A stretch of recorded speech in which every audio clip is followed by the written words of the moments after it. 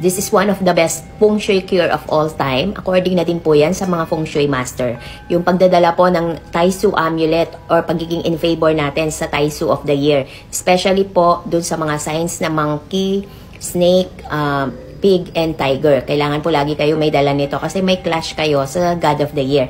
Pero all signs is recommended din magdala nito para nga po maging in favor tayo lalo. So, ang gagawin nyo lang po is ilalagay nyo to sa wallet nyo, kaya sa lalagyanan nyo ng pera, o kaya po ilagay nyo po siya sa southeast part ng bahay nyo. And remember po, next year, keep nyo po yung southeast sector ng inyong bahay. Yung location po na southeast sa bahay nyo, always keep it quiet. Huwag po kayong magpa-renovate muna dyan, huwag kayong magpatugtog ng malakas, huwag po kayong magsigawan dyan sa southeast area ng bahay nyo para hindi nyo mabulabog yung God of the Year na nagre-reside nga po sa location na yan, sa sector na yan, on 2025. Yun nga po si General Wu.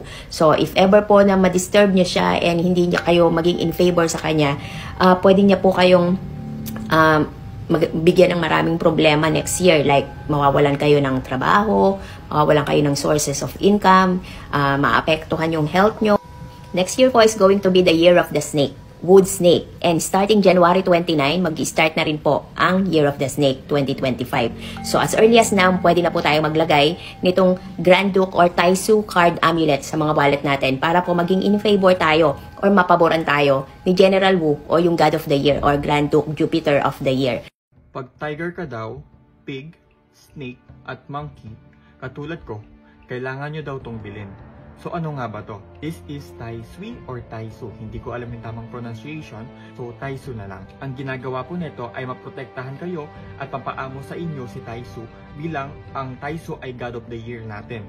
So ang mga nakabilang na zodiac sign tulad ng tiger, snake, monkey, at pig, kailangan nyo po itong bilhin para po proteksyonan at iwas kayo sa mga kamalasan. Kung gusto nyo lang pong bumili, mas better po. For your peace of mind na din po. Ilalagay nyo lang din po ito sa wallet nyo or ilalagay nyo po sa southeast part ng bahay nyo. Sa yellow basket nyo lang po yan, check out na. Ilang ka ba sa maapektuhan ng Taisui ngayong 2025? Tara at alamin natin.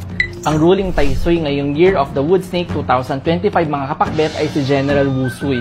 Kapag affected ang isang sign ng Taisui, malaki ang chance na tataas ang kanilang bad luck at meron tayong 4 na zodiac signs ang apektado ng Taisui 2025. Una, Tiger.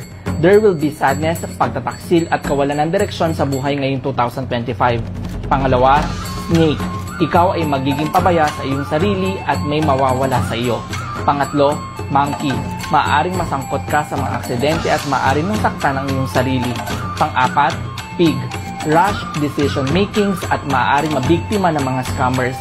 Ngayong 2025, kung apektado ka ng Taisui, ang 2025 Taisui Metal Card ay isang must-have item para sa inyong mga kapakbet. Ito ang pinakamabisang pangontra laban sa Taisui.